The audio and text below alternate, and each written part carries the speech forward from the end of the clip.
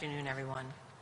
A couple of updates from the command center. And in fact, Governor, as you were announcing, building upon the success of Chelsea and the food boxes, in fact, this week, the first set of food boxes are being delivered to all 4 food banks this week.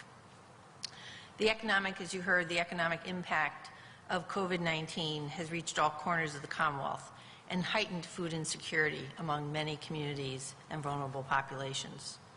Long-standing food assistance programs, including the Supplemental Nutrition Assistance Program, otherwise known as SNAP, and Women, Infant, and Children's Program, the WIC program, have been experiencing significant increases in applications. In addition, community-based food banks were experiencing skyrocketing demand, and local grocers and farmers were struggling to meet the needs of consumers. Recognizing the need to act, in late April, the COVID-19 Command Center convened a food security task force representing public agencies, the legislature, and private partners.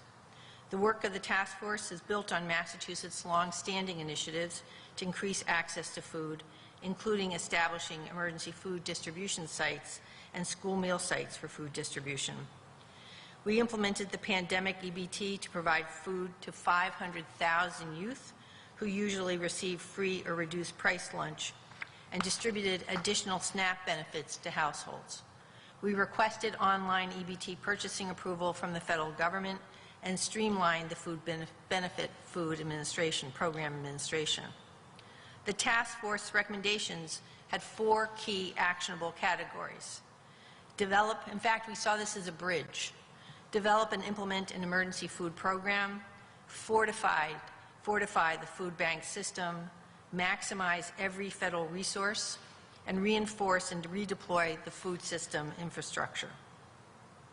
I'm deeply appreciative of the task force's practical recommendations so that we could start meeting residents' immediate needs and work towards longer-term solutions.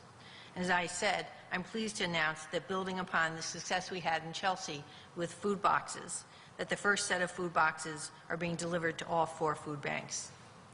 The work of the Food Security Task Force continues as a private-public partnership chaired by Energy and Environmental Affairs Secretary Kathleen Theorides, Department of Transitional Assistance Commissioner Amy Kershaw, and Jill Shaw, the president of the Shaw Family Foundation. On a parallel track, the Commonwealth's efforts to deliver food benefits have been operating with flexibility to ensure that eligible families and individuals receive these benefits, to many a lifeline to nutritious meals. One such flexibility that we pursued and were recently granted was for participation in a pilot that allows SNAP EBT purchases through approved online retailers. As you know, federal SNAP rules generally prohibit online purchases with an EBT card.